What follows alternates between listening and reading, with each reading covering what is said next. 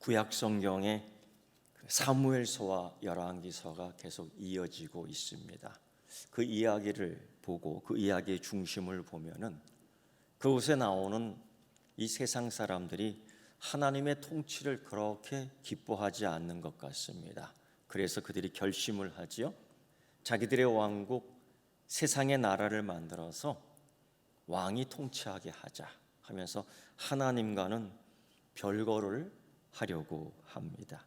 그런 이야기가 사무엘서부터 열왕기서에 계속해서 세상의 이야기로 나오는데, 이 세상의 이야기 속에서 벌어지는 내용들을 보면은 전쟁의 사욕과 배신, 갈등의 이야기가 가득합니다. 또 홍수와 가뭄으로 인한 기근이 얼마나 심한지 굶어 죽는 사람의 이야기도 나오고요. 욕심으로 생기는 전염병들이 얼마나 많은지 지금도 그렇지만은 알지 못하는 병으로 인해서 죽는 사람도 있습니다. 또 자기들의 통치를 합리화하기 위해서 우상 숭배를 하는데 알지도 못하는 우상들에게 자기의 자식들을 갖다 바칩니다. 정말 못된 짓들을 하지요. 이런 세상의 나라가 세워지고 세상에 의해서 움직이는 이때에 사무엘서나 열왕기서에서는 그때마다 하나님이 개입하시는 이야기, 때로는 진노로 임하시고 때로는 심판으로 임하시고 때로는 은혜로 임하시고 때로는 생명으로 임하심으로 말미암아 하나님의 나라가 존재한다, 하나님의 나라가 여기에 있다, 여전히 하나님이 통치했다는 것을 이 세상 나라에게 다 보여주고 있습니다. 사실 하나님의 나라의 특징을 이 세상에 보여주는 거죠.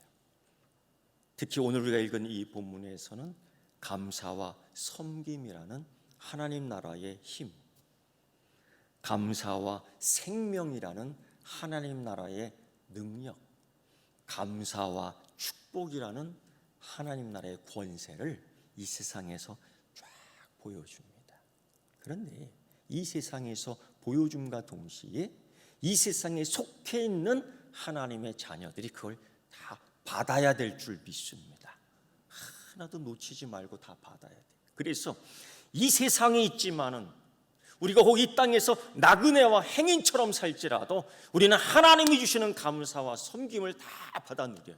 우리는 하나님이 주시는 감사와 생명을 받아 누리고 있어요. 우리는 하나님이 주시는 감사와 축복을 소유하고 있는 거룩한 백성이며 택한 자녀이며 이 세상에 대해 제사장 되는 줄 믿습니다. 이걸 선포하게 하려는 것이에요. 이걸 오늘 우리가 읽은 이 열왕기서 말씀 속에서 고난 속에 핀 그 감사의 꽃을 피우는 수넴 여자의 모습 속에서 고스란히 발견할 수 있습니다.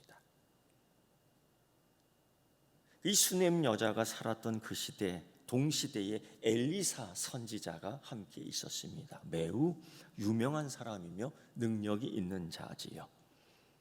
그러나 공교롭게도 이 세상 나라 속에 존재하며 그 세상 나라가 경험하는 환난을 받는 고난 섞인 모든 것들을 다 몸으로 함께 고통을 받으며 살고 있었습니다.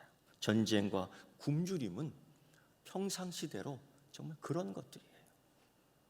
하나님의 선지 동산에 있는 신학생들마저도 먹을 것이 없었습니다. 얼마나 불쌍한지. 굶다 어쩔 수 없이 들판 하나가 풀을 뜯어 풀죽을 써서 먹는데 하필 거기에 독초가 있을 줄 누가 알았겠어요. 그거 먹고 얼굴 땡땡 뭐 죽느니 사느니 하다가 엘리사가 보고 급하게 응급조치를 통해서 다 살려냅니다. 누구 하나 먹을 것 갖다 주지 않아. 그 시대에 그 사람들이. 또 엘리사 그 시대에 보면 극심한 가난과 궁핍은 그냥 일상적인 일이었습니다. 선지동산의 신학생, 결혼한 신학생이 생활하다 그만 죽어버렸습니다. 병으로 죽었는지 어떻게 죽었는지 모르겠지만은 남겨둔 거는 처자식과 빚덩이 이만한 거 하나 남겨뒀어요. 그 빚을 감당하지 못하면 당장에 이 부인과 이 자녀들이 종으로 팔려갈 듯한 상황이었습니다. 세상의 권세들은 그냥 약육강식으로 잘 됐다, 싼 값에 이 종들을 팔아먹을 수 있겠다, 이런 위기 속에서 이 엘리사 선지자는 하나님의 놀라운 은혜 가운데 기름을 충분히 장만해서 그 모든 문제를 해결해요.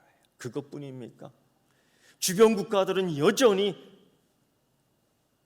이 이스라엘을, 이 유다를, 이 하나님의 땅을 그냥 갉아먹으려고 탐욕으로 전쟁을 일으키는데 속수무책이에요. 그때마다 엘리사 선지자는 하나님 말씀의 계시를 통하여 방어하게 하고 공격하게 하고 붙잡아두게 하고 풀어주기도 하고 심지어 적군의 나만 장군을 치료해서 돌려보내는 의사의 역할까지도 다 했어요. 그러니까 얼마나 바쁜지요. 그는 사마리아 땅으로 가기도 하고 그는 베델 땅으로 내려오기도 하고요. 그런 가운데 수넴 지역을 정기적으로 왕래하게 되는데 그 엘리사의 사역 여정 가운데 수넴 한 여인이 엘리사가 지나가는 걸 보며 이렇게 얘기하죠. 하나님의 거룩한 사람이로다. 이 어려운 때에 제대로 먹지도 못하고 쉬지도 못하는 이 때에 그가 이렇게 하나님의 큰 사역을 감당하는데 엘리사를 보고 존경하며 감사한 마음이 든 겁니다. 감사한 마음. 그래서 이렇게 권하지요.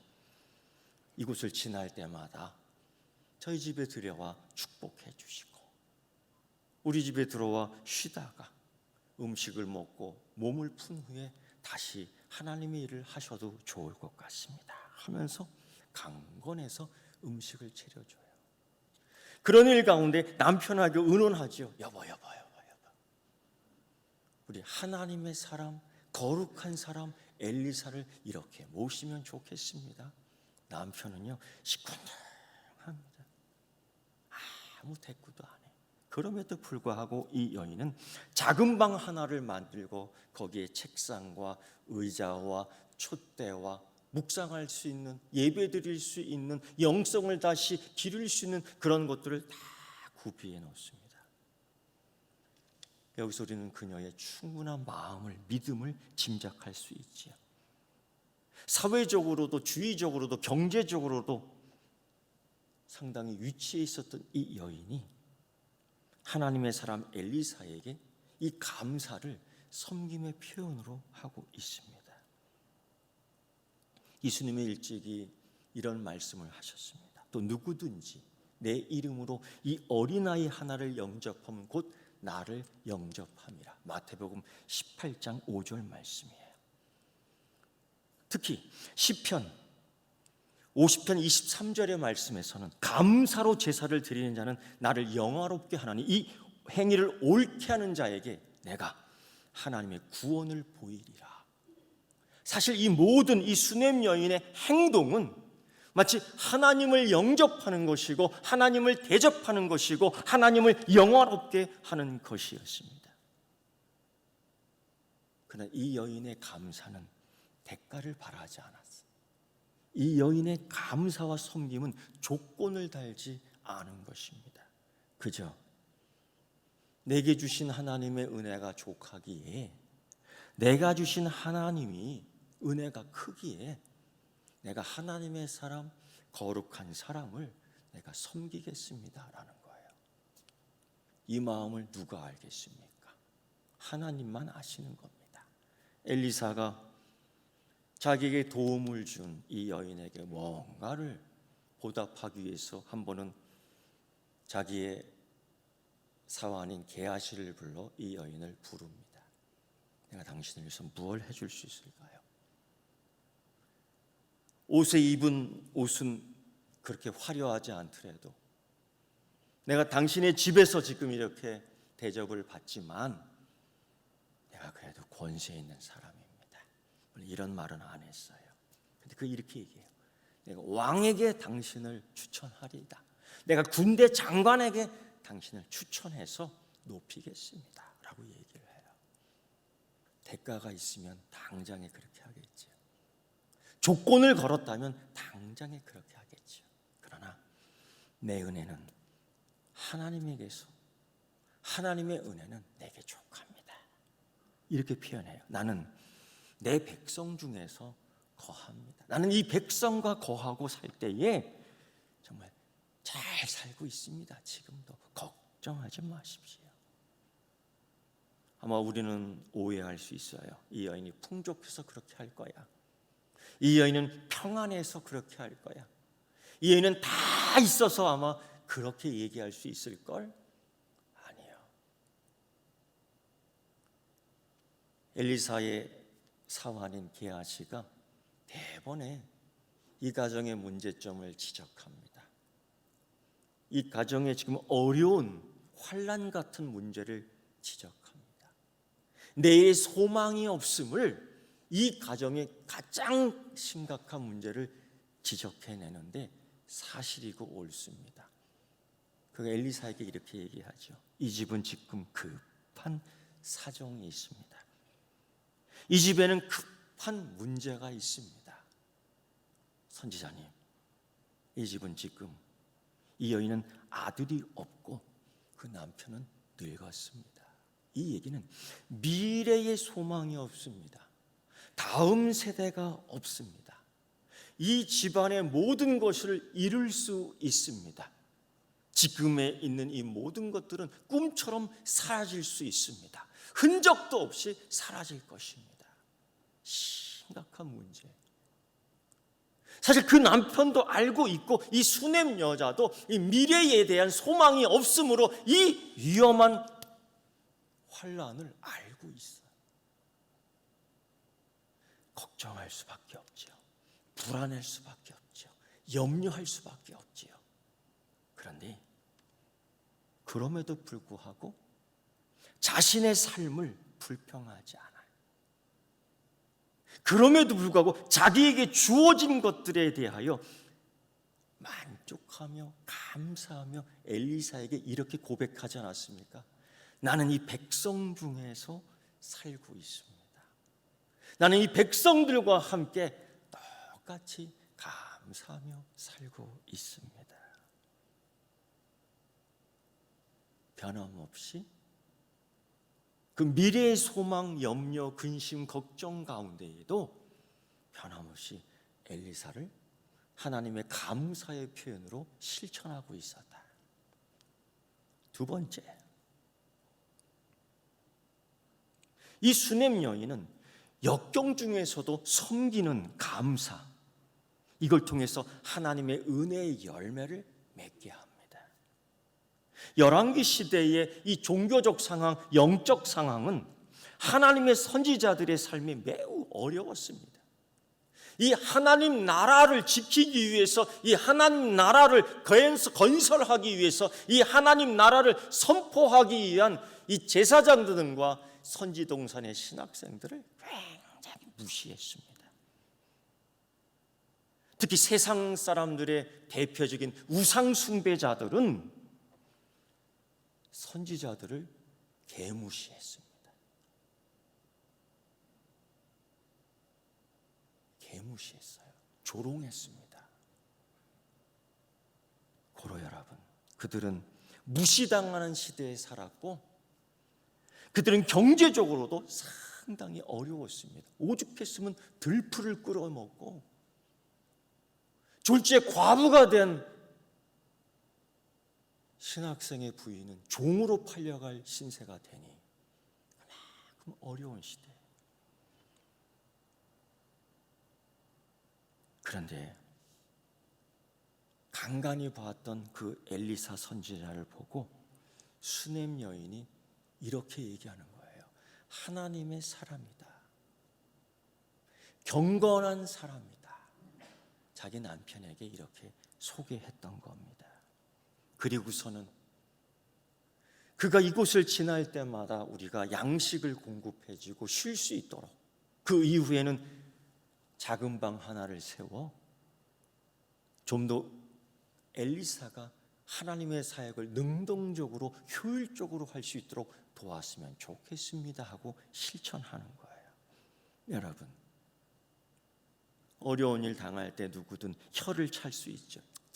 아유, 어떡하나? 선지자 생도가 굶주려 병에 들어 죽게 되었고 결국 죽었을 때에 그 처자식은 노예로 종으로 팔려갈 때에 어쩌나? 안 됐네. 누구든 다 할 수 있는 이야기예요. 그게 여러분 참 경건이 아닙니다. 야고보서 2장 16절에서는 헐벗고 일용할 양식이 없는 자들에게 대해서 너희 중에 누구든지 그에게 평안히 가라, 덥게 하라, 배부르게 하라 하며 그 몸에 쓸 것을 주지 아니하면 무슨 유익이 있으리요? 유익이 없는 경건의 소리만 그냥 하는 거예요. 그런데 이 수냄 여인은 이 하나님의 거룩한 사람에게 우리가 이것을 제공함이 마땅하지 않겠는가?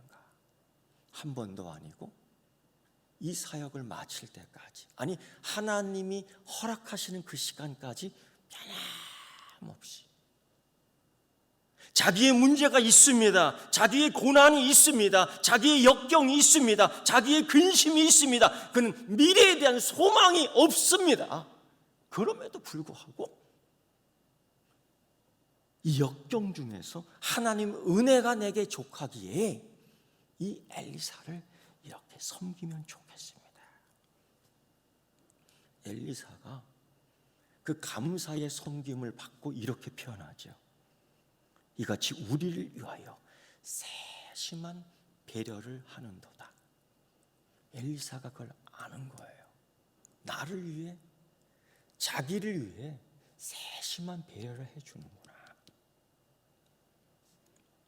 사무엘상 2장 30절의 말씀을 보면 어느 문명의 선지자가 하나님을 영어롭게 하지 않는 엘리 제사장에게 이 말씀을 합니다. 나를 존중히 여기는 자를 내가 존중히 여기고 나를 멸시하는 자를 내가 경멸하리라. 하나님이 하신 말씀이에요. 엘리사는 하나님의 사람으로 존중받는 감사를 이렇게 여인을 존중하려고 합니다. 그리고 그에게 얘기하죠. 조만간에 내년 이맘쯤에 네 아들을 그 품에 안으리라. 믿을 수 없는 이야기죠. 하나님의 은혜의 특징에는 이런 것들이 지금도 흔하게 공공하게 일어나고 있습니다. 특별한 손님을 잘 대접하기 때문에 받은 상급의 아들이 있지요. 아브라함에게는 이삭이 있었습니다. 그와 동일하게 이 수냄 여자도 내년에 존중하는 믿음, 감사, 은혜 때문에 받게 돼요. 여러분, 세상 나라는 전쟁, 전염병, 현재는 폭염, 홍수, 빈번히 일어나지만 이런 가운데 하나님의 통치가 이루어지고 있다. 이런 가운데서도 하나님을 영화롭게 하고 하나님에게 감사의 실천을 적극적으로 할 수 있는 여러분 되기를 축원합니다. 세 번째는 이런 감사는 또 평강으로 인도합니다. 여러분, 누구든지 살아가면서 피할 수 없는 고통을 경험하게 됩니다. 수냄 여인 역시 받은 은혜가 고통으로 변합니다. 노년에 얻은 아들이 원인을 알 수 없는 갑작스러운 두통을 앓다가 죽어버립니다. 열왕기하 4장 18절 이하의 말씀을 읽다 보면 이렇게 나와요. 그 아이의 아빠가 추수 현장에 아이를 데리고 간 것 같습니다. 바쁘지요. 바쁩니다. 노년에 얻은 이 아들이 갑자기 아빠, 머리가 아파 죽겠어. 아빠 머리가 깨지는 것 같아. 이 아빠가 그렇게 얘기합니다. 엄마한테 가. 엄마한테 가라. 지금도 그러잖아요, 여러분. 아빠, 엄마한테 물어봐, 엄마한테. 아빠 이거 해도 돼? 엄마한테 물어봐, 엄마한테. 안 그래요, 그래요. 그리지요. 똑같아요.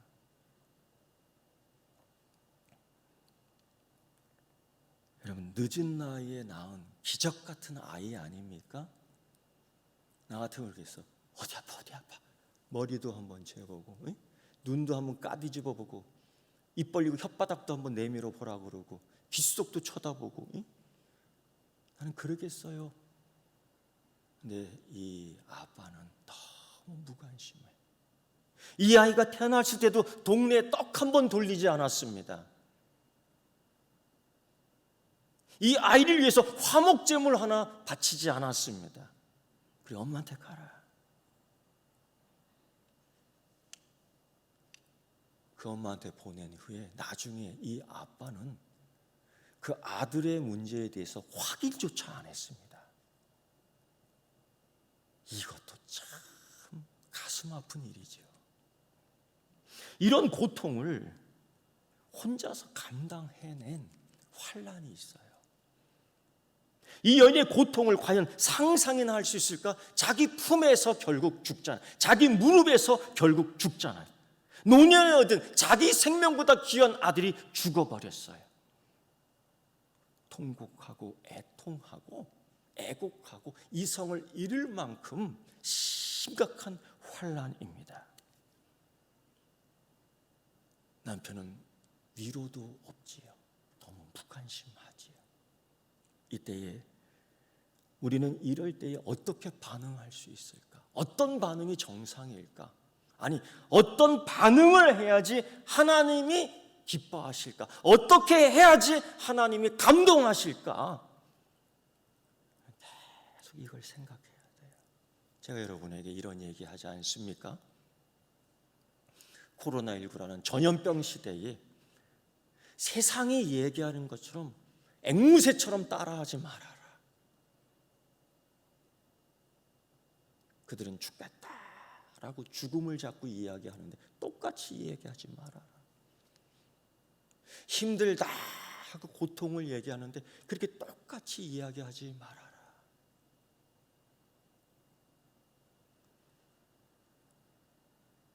이 세상의 언어로 하나님께 얘기하지 말아라.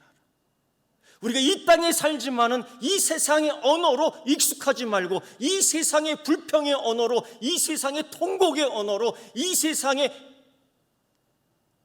슬픔의 언어로 이야기하지 말아라. 우리는 이 땅에 속해 있지만은 하나님 나라의 백성이므로 하나님 나라의 언어로 이야기하라는 겁니다. 이 여인의 행동을 한번 보십시오. 4장 21절 이하의 말씀을 보면 아들의 죽음을 이 아빠가 아직 모르고 있는 것 같습니다. 자기 품에 죽은 이 아이를 엘리사가 묵는 침대에 눕혀놓습니다. 그리고 문을 걸어 잠그고 그 남편에게 요청합니다. 여보, 당신의 몸종 한 명과 나귀 한 마리를 내어주세요. 내가 섬기는 엘리사 선지자에게 다녀와야 되겠습니다. 남편이 묻습니다. 오늘 초하루도 안식일도 아닌데, 하나님께 제사 드리는 날이 아닌데 거기 왜 가려느냐? 질문을 합니다. 이때에 이 여인의 대답은 거침이 없습니다. 주저하지 않습니다. 이 대답으로 끝을 맺어요. 샬롬. 본문을 보면 이렇게 간단하게 나와요. 그녀가 대답했다. 샬롬. 예, 평안을 묻고 평안을 받으려고 갑니다. 샬롬. 통곡이 아니라 애곡이 아니라 샬롬을 물으러 갑니다. 여러분, 우리는 입술의 열매를 먹고 사는 사람이에요. 하나님은 우리 입술에 축복을 주셨고 이 축복의 권세를 통해서 우리를 살게 했습니다. 죽겠다 하는 거 아닙니다. 어렵다 하는 거 아닙니다. 코로나19로 인해서 과연 하나님의 뜻이 무엇이 있을까? 하나님은 전지전능하신 하나님, 불꽃 같은 눈동자로 우리를 살피시는 하나님이라고 우리는 그렇게 얘기하고 고백하는데 왜 우리는 맨날 죽는다고만 이야기하는 걸까? 왜 우리는 이 세상의 나라, 이 세상의 통치자들이 얘기하는 것만 따라하는 걸까? 다르게는 말할 수 없는 걸까? 이 애곡, 이 통곡, 이 슬픔, 이 세상 속에 존재하는 것 가운데 우리가 경험하며 살 수밖에는 없지만 우리에게도 애통이 있고 우리에게도 고난이 있고 우리에게도 고통이 있고 우리에게도 슬픔이 있지만 하나님 나라에 속한 이 백성이 이때에 하나님 나라의 말을 해야 될 텐데 어떻게 하면 좋을까? 이 여인은 한 단어를 이야기하지요. 그게 뭐예요? 다 같이 샬롬, 평안입니다. 저는 그러면서 몇 주 동안 개인적으로 기도하며 고민을 했습니다. 이 코로나19에 대해서 우리가 똑같이 행동하고 똑같이 대응하고 똑같이 느끼는데 이 하나님의 자녀여 교회로서 적당치 않아요. 하나님이 전지전능하신 하나님, 통치하시는 하나님이신 줄 믿습니까? 아멘 했다고요. 그렇다면 어떻게 기도해야 할까? 정말 고민을 했어요. 정말 쥐어짰어요. 하나님 깨닫게 해주십시오. 그런데 시편의 말씀을 읽으면서 퍼뜩 하나님, 코로나19로 인하여 하나님 영화롭게 되시옵소서.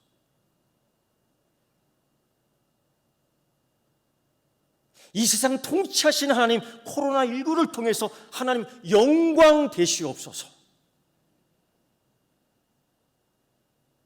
이 애통 가운데, 이 애곡 가운데, 이 죽음 가운데, 이 사망의 권세에서도 샬롬 하는 이 수냄 여자의 신앙과 고백처럼 이 세상 속에서 우리가 하나님의 통치 가운데 사는 우리도 동일하게 고난과 전염과 가뭄과 홍수와 기근을 경험하며 죽음도 경험할지라도 우리는 이때에 하나님의 영광과 영화를 외쳐야 될 줄 믿습니다. 이런 의미에서 다시 한번 샬롬.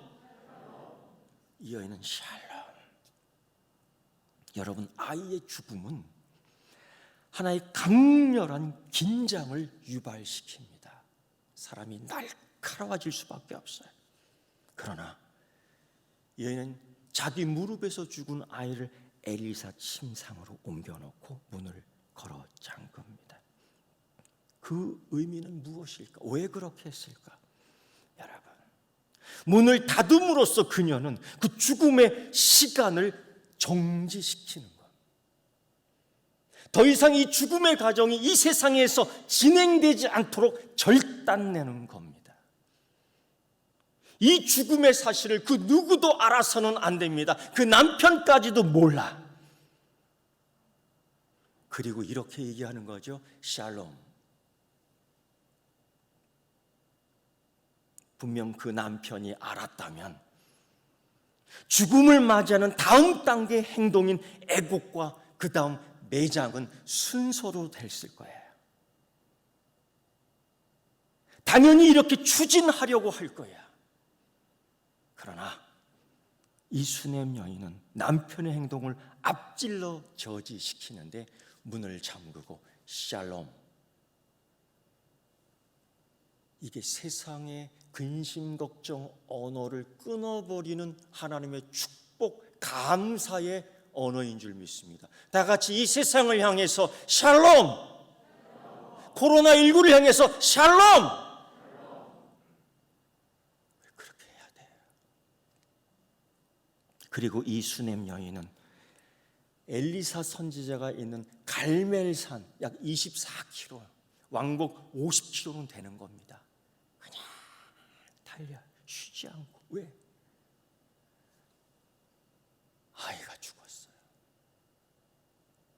쉴 수 없어. 물 한 모금 마시잖아. 온갖 먼지를 뒤집어 쓰고 달려오는데 엘리사가 그 모습을 제일 먼저 확인합니다. 그리고 자기의 사환 게하시에게 말하지요. 그 여인을 앞서가 맞이하며 물어봐라. 인사를 나눠라. 너는 평안하냐? 너는 샬롬하냐?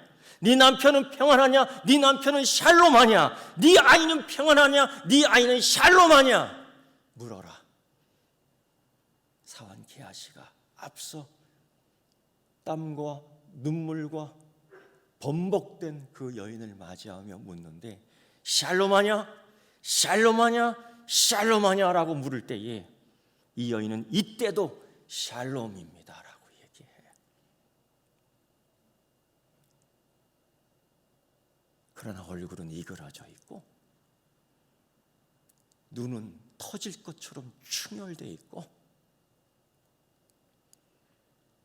샬롬이라고 외치는 입술과 입속에는 모래먼지로 범벅되어 있고 그리고 말 하나 섞지 아니하고 엘리사 앞에 도착하여 엘리사의 발 앞에 엘리사의 발목을 잡고 흐느끼 옵니다. 선지자여, 내가 내 주께 아들을 구하나이까? 내가 나를 속이지 말라고 말하지 아니하였습니까? 아이가 죽었습니다.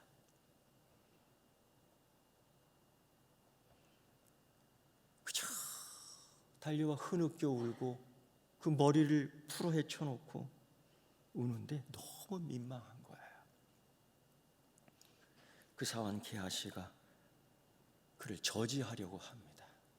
마치 예수님에게서도 옥합향유를 깨트려버리고 그 머리를 풀어 헤치며 예수의 발을 닦으며 흐느꼈던 그 여인처럼 자기의 감정을 거기에 쏟아놓는 거예요. 지금까지 샬롬이라고 했다. 내가 주신 자도 여호와시고 가져가신 이도 여호와시기 때문에 오직 여호와 하나님만이 찬송을 받으실 것입니다라는 그 믿음 가운데 내가 지금 은혜로 살았습니다. 내가 이 감사를 잃지 않게 하옵소서. 내 인생에 하나님을 찬양하게 하여 주시옵소서. 그런데 이 환난이 내 앞에 참을 수 없는 가운데에 엘리사의 발을 껴안고 우는 거예요. 내 주여, 내가 아들을 구하지 않았습니다. 이게 뭐예요? 하나님이 그냥 선물로 주신 겁니다. 내 주여, 내가 원해서 받은 것이 아니라 그냥 하나님 주신 거 아닙니까? 주신 이도 하나님이시고 거두신 이도 하나이심이 알고 여호와 이름의 찬송을 받으실 줄 압니다. 그러나 마음이 찢어집니다. 엄마이기에 찢어지는 거예요. 그러나 이 여인은 역시 그래도 하나님 은혜입니다. 하나님 은혜입니다. 그러나 마음이 아픕니다. 엘리사가 계속 저지하려는 게하시에게 이렇게 얘기하죠. 가만두라. 울게 놔두라. 그의 영혼이 괴로워하지만은 여호와께서 내게 숨기시고 이르지 아니하셨다. 엘리사는 이 상황이 어떻게 된 건지 왜? 하나님이 아직 말씀해 주시지 않았어. 여호와 하나님이 어떤 비밀이 있어요. 여호와 하나님이 어떤 행하심이 분명히 있어. 아직 나에게 말씀해 주시지 않았어요. 하나님께서 구하시는 제사는 상한 심령이라. 하나님이 상하고 통회하는 마음을 주께서 멸시하지 아니하시리이다. 그는 이 믿음을 가지고 하나님께서 통회하여. 그러나 주신 이도 여호와시고 거둔 이시도 여호와시니 여호와 이름이 찬송을 받으실지어다. 샬롬입니다. 여러분, 울면서 샬롬을 외쳤던 이 여인이에요. 다시 한번 여러분, 이 환경 속에서 우리가 다른 언어로 하나님께 고백해야 될 것 같습니다.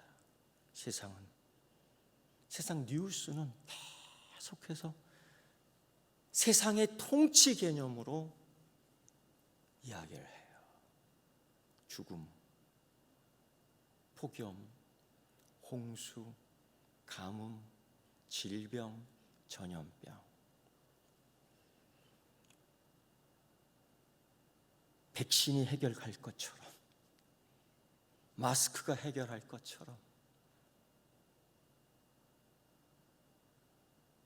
그러나 이제 우리가 알잖아요. 한두 명이 아는 게 아니잖아요. 이게 해결하는 것이 아니라는 거죠. 여러분, 이때 우리는 어떻게 이야기해야 될까? 뉴스처럼? 세상 나라처럼? 코로나19로 하나님이여 홀로 영광 받으시옵소서. 이 세상이 교회를 개무시하는 것처럼 이 세상이, 이 나라가 교회를 조롱할 때에도 하나님 침묵하셨습니다. 지금 코로나19로 인해서 우리가 하나님을 영화롭게 할 수 있게 하옵소서. 이때 하나님께 영광, 하나님을 영화롭게 하는 샬롬을 한국교회가 외치기를 선포합니다. 하나님께서 구하시는 제사는 상한 심령이라. 하나님이여 상하고 통회하는 마음을 주께서 멸시치 아니하리라. 네 번째, 여러분, 이 수냄 여인이 갖고 있는 감사, 이 고통 속에서도 샬롬이라는 이 언어의 고백은 정말 하나님께서 약속하십니다. 네가 샬롬이라고 얘기했어. 네가 이 고난 가운데 나를 영화롭게 하려고 했어. 내가 알지 네 마음을. 내가 선물로 준 것을 하나님께서 가져가시니 하나님 찬송 받으실지어다 얘기하는 너의 샬롬을 내가 알아. 네가 그 고난 가운데서도 감사를 잃지 않고 심지가 견고하여 흔들리지 않았기에 정말 샬롬하고도 샬롬할 수 있는 기적을 너에게 줄 거야. 하나님 약속하셨습니다. 하나님 약속을 지키시는 하나님이십니다. 할렐루야. 살아날 확률 아이에게는 없습니다. 죽은 자 인간의 힘으로는 어쩔 수 없습니다. 이 여인은 마지막으로 엘리사를 동행시켜요. 당신이 가야만 되겠습니다. 엘리사는 당황할 수밖에 없죠. 주의 종이 이 문제를 해결해야 되겠습니다. 하나님의 거룩한 사람이 이 문제를 해결해 줘야 되겠습니다. 그리고 다락방으로 인도하지요. 엘리사가 그 모습을 보고 어땠을까요? 다 나가게 한 후에 시신, 그 부정한 시신 위에 나는 부정탄다고 만지지 않는 그 시신 위에 하나님의 사람, 하나님의 종이, 거룩한 사람이 그 시신 위에 누워버리는 거예요. 왜? 하나님, 이 부정을 내가 다 가져가겠습니다. 대신 나의 생명을 이 아이에게 주십시오. 마치 십자가에서 죽어가며 엘리 사막다니 아버지 나를 왜 버리십니까? 너를 버림으로 생명을 얻는 거야. 너의 화목제의 생명을 통해서 인류의 이 죄인들을 살리는 거야.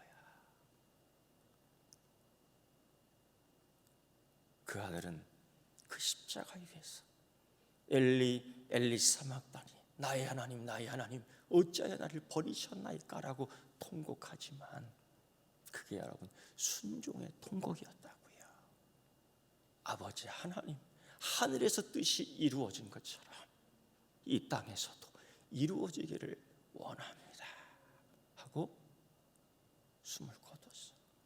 이 마음으로 이 엘리사는 이 죽음 사망을 내 몸에, 이 죽음의 부정함을 내 몸에 하나님의 이름이, 여호와의 영광이 이 아이의 죽음으로 땅에 떨어지지 않고, 이 여호와의 영광이 코로나19로 교회가 조롱받지 않고 오히려 하나님 영화롭게 되시옵소서. 하나님 이 일로 하나님 영광 받으시옵소서. 반드시 하나님 이 한국교회가 하나님을 다시금 영화롭게 하옵소서. 죽어가는 한국교회를 이때 하나님 살려주시옵소서. 이 한국교회가 부하거나 높아지거나 넓어지거나로 자랑하지 않고 오직 여호와의 이름, 참된 그 여호와의 이름 하나만을 찬양하게 하여 주시옵소서.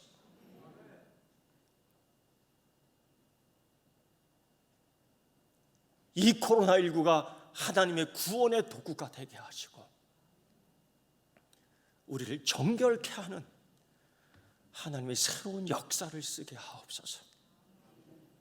엘리사의 기도가, 그 시신에 누워있는 기도가 이런 기도가 아니겠는가. 그는 처음 그 여인의 통곡을 들을 때 하나님의 뜻을 몰랐습니다. 하나님 무슨 비밀이 있을 거야. 그리고 급기야 하나님은 그 약속을 지키셨어요. 신실하신 하나님. 이 세상 속에는 죽음밖에 없어. 이 세상에는 슬픔밖에 없어. 이 세상에는 독선밖에 없어. 그러나 이때도 하나님 나라는 존재하고 있다는 것, 이래도 하나님은 통치하고 있다는 사실을 오늘 죽음에서 생명으로 이 아이는 그때 7번 재채기 하고 되살아납니다. 세상에 어떤 기적보다 더 큰 기적은 죽은 사람이 살아나는 겁니다. 그 어떤 것보다 더 기쁜 것은 죽은 아들이 살아 돌아오는 겁니다. 이 여인은 또 감사하죠. 엘리사 앞에 넙죽 절하는 것, 낮은 몸으로 그 흙에 입을 맞추며 감사합니다. 감사합니다. 엘리사 앞에서 한 행동이지만은 이 여인의 믿음은 하나님께 드리는 경배이고 감사의 제사인 줄 믿으시죠? 감사로 제사를 드리는 자는 나를 영화롭게 하나니 그의 행위를 옳게 하는 자에게 내가 하나님의 구원을 보이리라. 시편 50편 23절 말씀이에요. 이 여인이 그 상황에서 감사를 표현하며 하나님을 영화롭게 한 거예요. 여러분, 세상의 나라는 전염병 시대 앞에, 죽음 앞에 슬픔과 통곡과 원망으로 계속 그 마음을 채워갑니다. 여러분, 하지만 하나님 나라를 소망하고 이루는 이 자녀들에게 있어서 오늘 수넴 여인과 같이 다시금 하나님의 은혜를 확인하고 감사의 제사로 나아가는, 그래서 하나님을 영화롭게 하는 한국 교회와 여러분 되기를 축원합니다. 기도하겠습니다. 하나님 아버지, 고난 속에서 핀 감사의 꽃을 이 수넴 여인이 피웠고 잡았습니다. 하나님께 드리오니 받아 흠양하여 주옵시고 한국 교회가 이때에 하나님을 영화롭게 하게 하옵시고 한국 교회가 이제는 하나님께 영광 드리게 하여 주옵소서. 예수님의 이름으로 기도드리옵나이다. 아멘.